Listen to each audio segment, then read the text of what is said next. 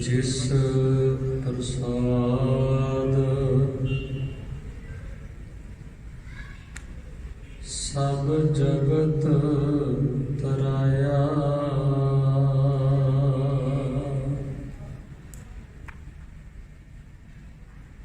जन आवन का यह सुआओ,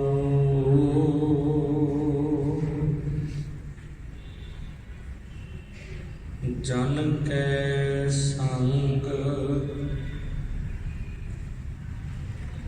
चित आवे नाओ,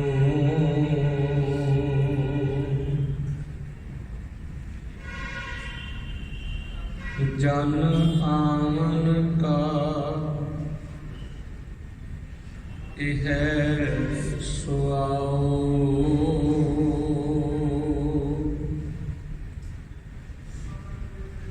जन के संग चित आवे नाओ।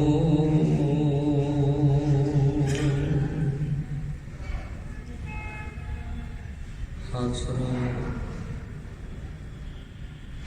हजूर सर्व कला भरपूर, सबना नूं सांझी वागता दा सांझा ज्ञान उपदेश दृढ़ कराउण वाले धन धन साहिब श्री गुरु ग्रंथ साहिब पातशाह जी, तिन्हां दी पावन पवित्र प्यारी निੱਘੀ गोद दे अंदर शोभाएमान सज बैठे समूह सतसंगी जनों, हुणे आप संगतां ने बड़ी प्रेम भावना सत्कार श्रद्धा दे नाल गुरु घर दे कीर्तनीय ਸਿੰਘਾਂ पासों ते गुरु घर दे कथावाचक भाई हरदेव सिंह जी तिन्हां दे पासों गुरबाणी गुर इतिहास गुरु कीआं वडियाइयां सरवण कीतियां ने। उत्थे हुण थोड़ा जिहा समां दासरे नूं भी मिले, आओ समय नूं सफला करना करिए। सारी संगत मन चित एकागर करते हुए दोवें हथ जोड़ो ते झुकाओ साहिबानों सीस। सारे संगत प्रेम भावना दे नाल गुरफतेह दी सांझ करो। आखना करो जी वाहिगुरू जी का खालसा वाहिगुरू जी की फतेह। भाई साहब 10वें पातशाह जी के जीवन के विचों शहादतां दी सांझ पा के गए। ਤੇ ਮੈਂ ਆਪ ਸੰਗਤਾਂ ਦੇ ਨਾਲ ਸਾਂਝ ਪਾਉਣ ਲੱਗਾ 1699 ਦੀ ਵਿਸਾਖੀ ਬਾਰੇ।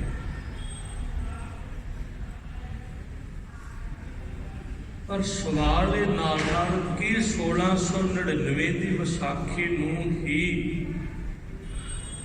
ਇਹ ਕੌਤਕ ਵਾਪਰਦਾ ਜਾਂ ਪਹਿਲੇ ਗੁਰੂ ਸਾਹਿਬਾਨਾਂ ਨੇ ਵੀ ਰਹਿਮਤ ਕੀਤੀ। ਖਿਆਲ ਕਰਿਓ, ਆਸਾ ਕੀ ਵਾਰ ਜਿਸ ਨੂੰ ਕਿ ਸਿੱਖ ਆਪਣਾ ਨਿਤਨੇਮ ਦਾ ਰੂਪ ਦੇ ਚੁੱਕਾ ਹੈ। ਨਿਤਨੇਮ ਭਾਵ ਨਿਤਾਂ ਪ੍ਰਤੀ ਅਸੀਂ ਕਰਦੇ ਹਾਂ ਨਾ, ਆਸਾ ਕੀ ਵਾਰ ਦਾ ਕੀਰਤਨ ਸੁਣਦੇ ਹਾਂ ਤੇ ਪੜ੍ਹਦੇ ਹਾਂ। ਆਸਾ ਕੀ ਵਾਰ ਦੇ ਵਿੱਚ ਪਹਿਲਾ ਹੀ ਸ਼ਲੋਕ ਅਸੀਂ ਬੜਾ ਪਿਆਰਾ ਪੜ੍ਹਦੇ ਹਾਂ। ਪਾਤਸ਼ਾਹ ਬਚਨ ਕਰਦੇ ਨੇ, ਬਲਿਹਾਰੀ ਗੁਰ ਆਪਣੀ ਦਿਉਹਾੜੀ ਸਦ ਵਾਰ ਜਿਨ ਮਾਨਸ ਤੇ ਦੇਵਤੇ ਕੀ। ਜਿਨ ਮਾਨਸ ਤੇ ਦੇਵਤੇ ਕੀਏ, ਲੱਗੇ ਵੇ ਕਰਤ ਨਾ ਲਾਗੀ ਵਾਰ। ਐਸੀ ਸਾਡੇ ਗੁਰੂ ਦੀ ਵਡਿਆਈ ਏ। 200 ਸਾਲ ਤੋਂ ਵੀ ਜ਼ਿਆਦਾ ਲੱਗਿਆ ਇਹ ਖਾਲਸਾ ਪੰਥ ਤਿਆਰ ਹੋਣ ਦੇ ਲਈ। 1 2 4 ਬਾਤਾਂ ਦੇ ਨਾਲ ਨਹੀਂ, ਠੀਕ ਹੈ, ਸਮਾਂ ਸੀਮਤ ਹੁੰਦਾ ਹੈ, ਸਮੇਂ ਵਿੱਚ ਰਹਿ ਕੇ ਬਾਤ ਕਰਨੀ ਹੁੰਦੀ ਹੈ, ਪਰ ਮਾਲਕ ਦੀਆਂ ਵਡਿਆਈਆਂ ਬਹੁਤ ਲੰਬੇਰੀਆਂ, ਪੂਰਾ ਜੀਵਨ ਲੱਗੇ ਰਹੀਏ ਤਦ ਵੀ ਨਾ ਸੁਣ ਸਕਦੇ ਆ ਨਾ ਸੁਣਾ ਹੀ ਸਕਦੇ। ਫਿਰ ਬੜੇ ਧਿਆਨ ਦੇ ਨਾਲ ਇਸ ਸ਼ਲੋਕ ਨੂੰ ਪੜੋ। ਪਾਤਸ਼ਾਹ ਬਚਨ ਕੀ ਕਰਦੇ ਨੇ, ਜਿਨ ਮਾਨਸ ਤੇ ਦੇਵਤੇ ਕੀਏ। ਦੇਵਤੇ ਲੋਕ ਜਾ ਜਾ ਕੇ, ਦੁਨੀਆ ਜਾ ਜਾ ਕੇ ਮੂਰਤੀਆਂ ਕੇ ਜਾਂ ਹੋਰ ਤਰ੍ਹਾਂ ਦੇ ਬਣਾ ਕੇ ਦੇਵੀ ਦੇਵਤੇ ਉਹਨਾਂ ਦੇ ਸਨਮੁਖ ਮੱਥੇ ਪੇ ਟੇਕਦੇ ਸਨ। ਇਸੇ ਵਾਸਤੇ ਲੁਕਾਈ ਰੁਲੀ ਪਈ ਸੀ, ਜਿਹਨੂੰ ਭਾਈ ਗੁਰਦਾਸ ਜੀ ਬਚਨ ਕੀਤੇ ਨਾ ਕਿ ਬਾਬਾ ਦੇਖੇ ਧਿਆਨ ਧਰ ਜਲਤੀ ਸਭ ਪ੍ਰਿਥਵੀ ਦਿਸਿਆਈ। ਪ੍ਰਿਥਵੀ ਜਲ ਕਿਉਂ ਰਹੀ ਸੀ? ਜਲ ਇਸ ਵਾਸਤੇ ਰਹੀ ਸੀ, ਇੱਕ ਤੇ ਬਾਹਰੋਂ ਹਮਲਾਵਰ ਆ ਗਏ ਤੇ ਦੂਸਰਾ ਸਾਡੇ ਦੇਸ਼ ਦੀ ਏਕਤਾ ਨਹੀਂ। ਮੇਰਾ ਇਸ਼ਟ ਹੋਰ ਹੈ, ਦੂਜੇ ਦਾ ਹੋਰ, ਤੀਜੇ ਦਾ ਹੋਰ, ਚੌਥੇ ਦਾ ਹੋਰ। ਤਾਂ ਹੀ 33 ਕਰੋੜ ਦੇਵੀ ਦੇਵਤੇ ਬਣੇ। ਹਰੇਕ ਨੇ ਆਪਣਾ ਦੇਵਤਾ ਆਪਣੇ ਮਨ ਦੇ ਮੁਤਾਬਕ ਥਾਪ ਰੱਖਿਆ ਸੀ।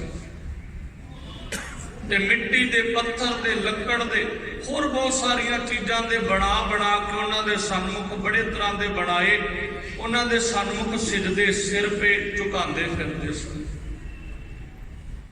ਇਹਦੇ ਧੰਨ ਗੁਰੂ ਨਾਨਕ ਸਾਹਿਬ ਪਾਤਸ਼ਾਹ ਰਹਿਮਤ ਵਰਤਾਈ। ਉਹਨਾਂ ਨੇ ਮਾਨਸ ਦੇ ਦੇਵਤੇ ਲਿਖਿਆ ਹੀ ਨਹੀਂ, ਕਰਕੇ ਵਿਖਾਇਆ। ਫਿਰ ਨਾਲ ਹੀ ਬਚਨ ਕਰ ਦਿੱਤੇ, ਕਰਤ ਨਾ ਲਾਗੀ ਵਾਰ। ਬਹੁਤਾ ਸਮਾਂ ਨਹੀਂ ਲੱਗਿਆ ਕੋਈ। ਸਿੱਖ ਨੂੰ ਕਹਿ ਲਵਾਂ ਸਿੱਧੇ ਜਿਹੇ ਸ਼ਬਦਾਂ ਵਿੱਚ ਕਿ ਆਮ ਮਨੁੱਖ ਨੂੰ ਦੇਵਤਾ, ਮਨੁੱਖੀ ਸ਼ਬਦ ਵਰਤਿਆ ਹੋਇਆ ਸ਼ਲੋਕ ਵਿੱਚ। ਜਿਨ ਮਾਨਸ ਦੇ, ਮਾਨਸ ਮਨੁੱਖ ਨੂੰ ਕਹਿੰਦੇ ਨੇ। ਦੇਵਤੇ ਕੀ ਹੈ? ਦੇਵਤੇ ਜਿਹਦੇ ਸਾਹਮਣੇ ਦੁਨੀਆ ਝੁਕਦੀ। ਵੱਖਰੀ ਬਾਤ ਹੈ ਅਸੀਂ ਅੱਜ ਪਹਿਰਾ ਨਹੀਂ ਦੇ ਰਹੇ, ਪਰ ਉਹਨਾਂ ਨੇ ਤੇ ਬਚਨ ਕੀਤੇ ਨਾ ਕਿ ਖਾਲਸਾ ਮੇਰੋ ਰੂਪ ਹੈ ਖਾਸ। ਫਿਰ ਇਹ ਦੇਵਤੇ ਬਣਾਉਣ ਦੀ ਸ਼ਕਤੀ ਰੱਖਦਾ ਕੌਣ ਸੀ? ਜਿਹਨੂੰ ਪਾਤਸ਼ਾਹ ਬਚਨ ਕਰ ਦਿੰਦੇ ਨੇ, ਕਰਤ ਨਾ ਲਾਗੀ ਵਾਰ। ਇੰਨੀ ਤੇਜ਼ੀ ਦੇ ਨਾਲ ਪਹਿਲਾਂ ਭਾਈ ਸਾਹਿਬ ਨੇ ਬਚਨ ਕੀਤੇ। ਉਹਨਾਂ ਬਾਤ ਹੀ ਇੱਥੋਂ ਆਰੰਭ ਕੀਤੀ ਹੈ ਕਿ ਕਰਾਮਾਤ। ਮੈਂ ਕਹਾਂਗਾ ਇਹ ਵੀ ਖਾਲਸਾ ਸਾਜਣਾ ਵੀ ਇੱਕ ਕਰਾਮਾਤ ਹੈ ਗੁਰੂ ਜੀਵਨੀ ਦੇ ਅੰਦਰ। ਇਹ ਕੋਈ ਐਰਾ ਗੈਰਾ ਨੱਥੂ ਖੈਰਾ ਨਹੀਂ ਸੀ ਕੰਮ ਕਰ ਸਕਦਾ ਵੀ ਆਮ ਇੱਕ ਸਰੀਰ ਦਾ ਜਾਂ ਇੱਕ ਮਨੁੱਖ ਦਾ ਕੰਮ ਸੀ। ਨਹੀਂ ਤੇ ਮਨੁੱਖ ਤੇ ਬੜਾ ਜਿਹਾ ਭਾਰਤ ਸਾਰਾ ਭਰਿਆ ਪਿਆ ਸੀ। ਬਾਹਰੋਂ ਹਮਲਾਵਰਾਂ ਨੂੰ ਨਹੀਂ ਰੋਕ ਸਕੇ, ਨਾ ਆਮ ਬੰਦੇ ਨੂੰ ਦੇਵਤਾ ਕਿੱਥੋਂ ਬਣਾ ਦੇਣਾ ਸੀ। ਮਿੱਟੀ ਦਾ ਦੇਵਤਾ ਬਣਾਉਣਾ ਸੌਖਾ ਹੈ, ਬੰਦੇ ਦਾ ਦੇਵਤਾ ਬਣਾਉਣਾ ਬੜਾ ਔਖਾ ਕੰਮ ਹੈ। ਕਿਉਂਕਿ ਅਗਲਾ ਕੋਈ ਸਵਾਲ ਕਰਦਾ ये धन गुरु नानक साहब पातशाह जी के हिस्से में ही आया। जदों जैतसरी की वार पढ़ोगे ना, 5वें पातशाह जी की उचारण की, ओदी पहली पंक्ति पढ़ो बड़े ध्यान दे नाल। पहला श्लोक ओदी पहली पंक्ति आपां पढ़दे हां, आद पूरन मद पूरन अंत पूरन परमेश्वर है। इसके लिए गुरु जीवनी उत्ते कदे किंतु परंतु ना करो कि 10वें पातशाह जी ने खालसा साजिया ते पहले पातशाह जी ने नहीं साजिया, नहीं भोलियो। उन्होंने रीत तोड़ दी खालसा पंथ की। हाँ, उन्होंने शस्त्र बस्त्र एकदम तैयार करदिया तैयार बार तैयार इन्ने सालों का समा लग्या कि वो उठ के जाके सामने खड़े दुश्मन की धौन के उत्ते गोडा रख के गल करे कि तू मेरी धी भैन वाल क्यों खाता कट के वेख रही, तू मेरे धर्म नूं क्यों तब्दील कर रहे हैं, तू मेरी अणख आबरू नूं क्यों मंगा रहे हैं। मैं चुप हाँ, मैनूं चुप रहन दे। मैं अपने इष्ट नूं पूजन लग्या, अपने अकाल पुरख दे नाल गलबात कर रहा, मैनूं करन दे। ये किन्ने कीता, किन्ने ऐसी पावर भरी जेड़ा आद पूरन मद पूरन ते अंत पूरन सी। आद पूरन, आद कित्थों चलिया? सिख धर्म का आपां कहने सिख धर्म के बानी धन गुरु नानक साहब पातशाह। आद पूर्ण किता, पढ़ो भाई गुरदास जी दियां पंक्तियां, उन्होंने वचन किते, कह लगे एक बाबा अकाल रूप। पहले पातशाह की ने अकाल पुरख का रूप आद पूर्ण हो गया। फिर 5वें पातशाह जी की बाबत पढ़ो, किधरे भट्ट मथुरा जी के वचन पढ़ो। आप पढ़ते हैं ना सवैया भट्ट साहबान वचन करते हैं, भन मथुरा कछ भेद नहीं गुर अर्जुन पर तक हर मद पूर्ण हो गया साडे कोल।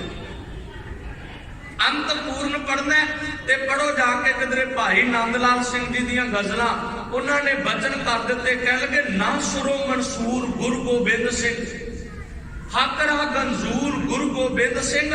एक उन्होंने पंक्ति उचारण की, कह लगे शाहे शहन शाह गुरु गोबिंद सिंह। कह लगे मैनू कोई दुनिया के उत्ते कोई बादशाह, कोई औलिया अवतार, कोई उच्चा नजर नहीं आता, सब नीवे नजर आते हैं, क्योंकि गुरु गोबिंद सिंह जी की बराबरी करने वाला दुनिया उत्ते है ही कोई नहीं।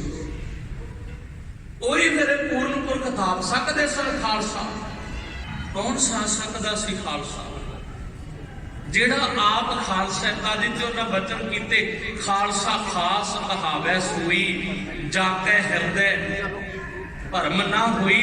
जिदे अपने हृदय के अंदर भरम नहीं।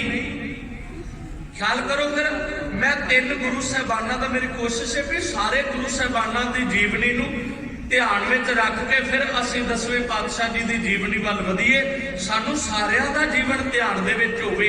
वेखो धन गुरु नानक साहब पातशाह वचन करदे ने, जो तो प्रेम खेलन का चाओ सिर धर तली गली मेरी आओ, एक मार्ग पैर धरीजै सिर दीजै कान ना कीजै। धन गुरु नानक साहब पातशाह वचन कीते ते 5वें पातशाह ने फिर तत्तियां तवियां दे उत्ते बैठ के ये वचन कमा के विखाए ते नाल उन्हां दे भी वचन पढ़ दो। उन्होंने भी वचन कीते, कह लगे तन मन काट काट सब अरपी विच अग्नि आप जलाई, पखा फेरी पानी ढोवा। ये खाली वचन नहीं है, ये जीवन है साडे गुरु साहबाना का। ख्याल करो, पहले जामे के अंदर क्या सिर धर तली गली मेरी आओ, 5वें जामे के अंदर तत्तियां तवियां दे उत्ते बैठ के उत्थे भी क्या तेरा किया मीठा लागे। ते ध्यान करो, किधरे आनंदपुर के तख्त के उत्ते बैठ के पिता तोरना, तवी नूं तख्त बना के बैठना बड़ा औखा सी। जेड़े बैठे उन्होंने खालसा साजिया। मैं पहला कह दिता हरी सरी दिवस की बात नहीं सी भी हरेक उठ के कह दिता भी मैं मुर्दा बंदियां विच जान फूक दिया ते उठ के सामने आए बाबर दे नाल उन्होंने हमलावर कह के लड़न कि असीं तेरे नाल लड़न की जरूरत रखते हैं। किसी विच ताकत नहीं सी बाबर नूं जाबर कह जांदा। ये सिर्फ ते सिर्फ धन गुरु नानक साहब पातशाह जी के हवाले में आया। उन्होंने वेख्या कि गुजरन ने एकदम इन्हां दे विच ताकत नहीं है कि जिहड़ा इन्हां दीयां धीआं भैणां चुक के खड़ रिहा उहनूं कहण तूं जाबर है। ਤਾਂ ਫਿਰ ਆਵਾਜ਼ ਮਾਰ ਕੇ ਕਿਹਾ, ਸਿਰ ਧਰ ਤਲੀ ਗਲੀ ਮੇਰੀ ਆਓ। ਇਹ 1699 ਦੀ ਨੂੰ ਜਿਹੜੇ ਸੀਸ ਮੰਗੇ ਨਾ, ਇਹ ਪਹਿਲਾਂ ਸੀਸ ਦਿੱਤੇ, ਪਿਤਾ ਦਾ ਸੀਸ ਦਿੱਤਾ ਪਹਿਲਾਂ। ਪੜਦਾਦੇ ਦਾ ਸ਼ਹਾਦਤ ਉਹਨਾਂ ਨੇ ਮੁੱਖ ਰੱਖੀ। ਧੰਨ ਗੁਰੂ ਅਰਜਨ ਸਾਹਿਬ ਪਾਤਸ਼ਾਹ ਪੜਦਾਦਾ ਜੀ ਲੱਗਦੇ ਸਨ। ਧੰਨ ਗੁਰੂ ਗੋਬਿੰਦ ਸਿੰਘ ਪਾਤਸ਼ਾਹ ਜੀ ਦੇ ਪਿਤਾ ਗੁਰੂ ਤੇਗ ਬਹਾਦਰ ਨੇ, ਦਾਦਾ ਗੁਰੂ ਹਰਗੋਬਿੰਦ ਪਾਤਸ਼ਾਹ 6ਵੇਂ ਪਾਤਸ਼ਾਹ, ਪੜਦਾਦਾ ਨੇ ਧੰਨ ਗੁਰੂ ਅਰਜਨ ਸਾਹਿਬ ਪਾਤਸ਼ਾਹ। ਪਿਤਾ ਦਾ ਵੀ ਸੀਸ ਵਾਰਿਆ ਹੋਇਆ, ਪੜਦਾਦੇ ਦਾ ਵੀ ਵਾਰਿਆ ਹੋਇਆ। ਆਪਾਂ ਸੌਖਾ ਕਹਿ ਦਿੰਦੇ ਆ 1699 ਦੀ ਵਿਸਾਖੀ ਨੂੰ ਸਿੱਖਾਂ ਦੇ ਕੋਲੋਂ ਸੀਸ ਮੰਗੇ। ਉਹਨਾਂ ਨੇ ਪਹਿਲਾਂ ਇਹ ਬਚਨ ਕੀਤੇ, ਸਿਰ ਧਰ ਤਲੀ ਗਲੀ ਮੇਰੀ ਆਓ। ਬਚਨ ਹੀ ਨਹੀਂ ਕੀਤੇ, ਆਪ ਸਿਰ ਤਲੀ ਤੇ ਧਰ ਕੇ ਵਿਖਾਇਆ ਪਹਿਲਾਂ ਖਾਲਸੇ ਨੂੰ। ਸਿਰ ਤਲੀ ਤੇ ਧਰੀ ਦਾ ਕਿਸ ਤਰ੍ਹਾਂ ਹੈ। ਬਾਅਦ ਵਿੱਚੋਂ ਆਵਾਜ਼ ਮਾਰੀ 1699 ਦੀ ਵਿਸਾਖੀ ਨੂੰ, ਖਾਲਸਾ ਅੱਜ ਮੈਂ ਤੇਰੀ ਜੁਰਤ ਵੇਖਣੀ ਚਾਹੁੰਦਾ, ਤੈਨੂੰ ਸਿਰ ਧਰਨਾ ਆਇਆ ਕਿ ਨਹੀਂ ਆਇਆ। ਜਿਨ੍ਹਾਂ ਨੂੰ ਸਿਰ ਧਰਨਾ ਆਇਆ ਨਾ, ਉਹ ਫਿਰ 5 ਨਿਤਰੇ। ਵੈਸੇ ਆਪਾਂ ਇੱਕ ਵਿਚਾਰ ਦੇ ਅਧੀਨ ਮੈਂ ਵੇਖਿਆ, ਲਖਾਰੀਆਂ ਨੇ ਲਿਖ ਦਿੱਤਾ, ਨਹੀਂ ਬਾਬੇ ਨਾਨਕ ਦੇ ਟਾਈਮ ਤੇ ਇੱਕ ਨਿਤਰਿਆ, 10ਵੇਂ ਜਾਮੇ ਵਿੱਚ 5 ਨਿਤਰੇ ਨਹੀਂ ਹੋਏ ਭੋਲੇ ਹੋ। ਐਸੀ ਬਾਤ ਨਹੀਂ ਹੈ। ਬਾਬਾ ਨਾਨਕ ਦੀ 15 ਭਗਤਾਂ ਦੀ ਬਾਣੀ ਭਾਰਤ ਵਿੱਚੋਂ ਲੱਭ ਕੇ ਲਿਆਉਂਦੇ ਨੇ। ਉਹ ਕੌਣ ਸਨ? ਉਹਨਾਂ ਵਿੱਚੋਂ ਇੱਕ ਭਗਤ ਕਬੀਰ ਜੀ ਨੇ, ਜਿਹੜੇ ਖਾਲਸੇ ਦੀ ਡੈਫੀਨੇਸ਼ਨ ਦਿੰਦੇ ਨੇ, ਕਹੋ ਕਬੀਰ ਜਨ ਭਏ ਖਾਲਸੇ। ਪ੍ਰੇਮ ਭਗਤ ਜੇ ਜਾਨੀ, ਉਹ ਵਾਲੀਆਂ ਪੰਕਤੀਆਂ ਪੜ੍ਹ ਕੇ ਜਾ ਕੇ ਫਿਰ ਖਾਲਸਾ ਤਿਆਰ ਹੁੰਦਾ ਹੈ। ਇਹ ਗੱਲਾਂ ਦੇ ਨਾਲ ਨਹੀਂ ਕੰਮ ਕਰਨ ਵਾਲਾ। ਇਹ ਬਾਣੀ ਦੇ ਅੰਦਰ ਸ਼ਕਤੀ ਐਸੀ ਉਹਨਾਂ ਨੇ ਵਰਤਾਈ, ਸਾਨੂੰ ਸਮਝਾਇਆ, ਗਿਆਨ ਦ੍ਰਿੜ ਕਰਾਇਆ ਕਿ ਜਿੰਨੀ ਦੇਰ ਤੂੰ ਜਾਬਰ ਦੇ ਨਾਲ ਲੜਦਾ ਨਹੀਂ, ਤੂੰ ਖਾਲਸਾ ਕਿੱਦਾਂ ਬਣ ਸਕੇਗਾ। ਜਿੰਨੀ ਦੇਰ ਤੂੰ ਵਹਿਮਾਂ ਭਰਮਾਂ ਦੇ ਨਾਲ ਲੜਨ ਦੀ ਤਾਕਤ ਨਹੀਂ ਰੱਖਦਾ, ਉਨੀ ਦੇਰ ਤੈਨੂੰ ਸਮਝ ਹੀ ਨਹੀਂ ਆ ਸਕਣੀ ਕਿ ਸਾਹਿਬ ਮੇਰਾ ਏਕੋ ਹੈ। ਏਕੋ ਹੈ ਭਾਈ, ਏਕੋ ਹੈ। ਅਜੇ ਤੇ ਤੂੰ ਗਵਾਂਢੀ ਨਾਲ ਲੜ ਰਿਹਾ, ਤੈਨੂੰ ਗਵਾਂਢੀ ਦੀ ਧੀ ਆਪਣੀ ਧੀ ਨਜ਼ਰ ਨਹੀਂ ਆ ਰਹੀ, ਤੂੰ ਕਿਵੇਂ ਜਾਬਰ ਦੇ ਨਾਲ ਲੜ ਸਕੇਗਾ। ਖਿਆਲ ਕਰਿਓ, ਇਹ ਸਿਰ ਤਲੀ ਦੇ ਉੱਤੇ ਆਪਾਂ ਕਹਿ ਦਿੰਦੇ ਆ ਬਾਬਾ ਦੀਪ ਸਿੰਘ ਨੇ ਰੱਖਿਆ, ਸਾਡੇ ਗੁਰੂਆਂ ਨੇ ਸਾਨੂੰ ਸਿਖਾਇਆ। ਤਾਂ ਇੱਕ ਖਾਲਸੇ ਨੇ ਸਿਰ ਤਲੀ ਤੇ ਰੱਖਿਆ ਤੇ ਧੀਆਂ ਦੀਆਂ ਇੱਜ਼ਤਾਂ ਬਚਾ ਕੇ ਉਹਨਾਂ ਨੂੰ ਘਰੋਂ ਘਰੀ ਪਹੁੰਚਾਇਆ। ਨਹੀਂ ਤੇ ਭਾਰਤ ਵਾਸੀਆਂ ਦੇ ਵੱਸ ਦਾ ਕੰਮ ਨਹੀਂ ਸੀ ਇਹ ਵਾਲਾ। ਅੱਜ ਇਹ ਕਹਿੰਦੇ ਨੇ ਅਸੀਂ ਹਿੰਦੁਸਤਾਨੀ, ਅਸੀਂ ਭਾਰਤ ਵਾਸੀ। ਇਹ ਸ਼ੁਕਰ ਕਰਿਆ ਕਰਮ ਧੰਨ ਗੁਰੂ ਗੋਬਿੰਦ ਸਿੰਘ ਪਾਤਸ਼ਾਹ ਜੀ ਦਾ, ਜਿਨ੍ਹਾਂ ਨੇ ਖਾਲਸਾ ਸਜਾਇਆ, ਜਿਹਦੇ ਵਿੱਚ ਲੜਨ ਦੀ ਜ਼ੁਰਤ ਭਰੀ, ਤਾਕਤ ਭਰੀ।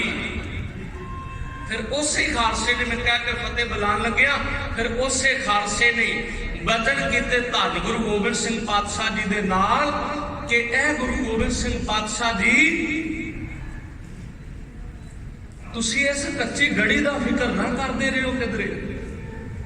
ਇਹ ਕੱਚੀ ਗੜੀ ਦਾ ਫਿਕਰ ਨਾ ਕਰਿਓ। ਕਿਲਾ ਦਿੱਲੀ ਦਾ ਅਸੀਂ ਝੁਕਾ ਦੇਾਂਗੇ, ਝੋਰਾ ਕਰੀ ਨਾ ਕਿਲੇ ਆਨੰਦਪੁਰ ਦਾ, ਕੁੱਲੀ ਕੁੱਲੀ ਨੂੰ ਕਿਲਾ ਬਣਾ ਦੇਾਂਗੇ। ਤੁਸੀਂ ਸਾਨੂੰ ਖਾਲਸਾ ਬਣਾਇਆ, ਇਹਦੇ ਘਰ ਘਰ ਅੰਦਰ ਧਰਮਸਾਲ ਹੋਵੇ, ਕੀਰਤਨ ਸਦਾ ਵਸੋਵਾ। ਤੁਹਾਡਾ ਪਹਿਲੇ ਜਾਮੇ ਦਾ ਜਿਹੜਾ ਟੀਚਾ ਹੈ ਨਾ, ਉਹ ਅਸੀਂ ਘਰ ਘਰ ਪਹੁੰਚਾਵਾਂਗੇ। ਜਿਹੜਾ ਕੱਲ ਆਪਾਂ ਨਗਰ ਕੀਰਤਨ ਕੱਢਿਆ, ਮੈਂ ਸਮਝਦਾ ਇਹ ਇੱਕ ਹੋਕਾ ਦੇਣ ਵਾਸਤੇ ਸਾਡੇ ਕੋਲ ਇੱਕ ਰਸਤਾ ਹੈ ਕਿ ਅਸੀਂ ਆਪਣੇ ਬੱਚਿਆਂ ਨੂੰ ਤੋਰ ਨਹੀਂ ਰਹੇ। ਇਹਦੇ ਵਿੱਚ ਮੈਂ ਸਮਝਦਾ ਨਾਲ ਨਾਲ, ਕਿਉਂਕਿ ਮੇਰਾ ਫਰਜ਼ ਹੈ ਪ੍ਰਚਾਰਕ ਦੇ ਨਾਤੇ ਅਸੀਂ ਸੱਚਾਈ ਵੀ ਬਿਆਨ ਕਰੀਏ ਸਟੇਜ ਤੋਂ। ਅਸੀਂ ਸਿਰਫ ਇੱਕ ਨਗਰ ਕੀਰਤਨ ਦਾ ਰੂਪ ਬਣੇ ਹੋਏ ਆ, ਬੱਚਿਆਂ ਵਿੱਚ ਉਹ ਸਪਿਰਿਟ ਨਹੀਂ ਭਰ ਰਹੇ। ਬੱਚਿਆਂ ਨੂੰ ਹਰ ਰੋਜ਼, ਇਹ ਨਹੀਂ ਵੀ ਇੱਕ ਦਿਨ ਨਗਰ ਕੀਰਤਨ ਵਾਲੇ ਦਿਨ ਸਿਰਫ ਬੱਚਿਆਂ ਨੂੰ ਚੋਲਾ ਪਹਿਨਾਣਾ ਹੈ, ਦਮਾਲਾ ਸਜਾਣਾ, ਖੰਡਾ ਲਾਣਾ, ਨਹੀਂ। ਉਹਨਾਂ ਦੇ ਅੰਦਰ ਚੋਲਾ ਪਹਿਨਾ ਦਿਓ ਜਿਹੜਾ ਕਦੇ ਨਾ ਉਤਰੇ, ਸਿਰ ਧੜ ਤੋਂ ਲੈ ਜਾਵੇ, ਪਰ ਅੰਦਰੋਂ ਸਿੱਖੀ ਦਾ ਰੂਪ ਨਾ ਕਦੇ ਵੀ ਖਤਮ ਹੋਵੇ।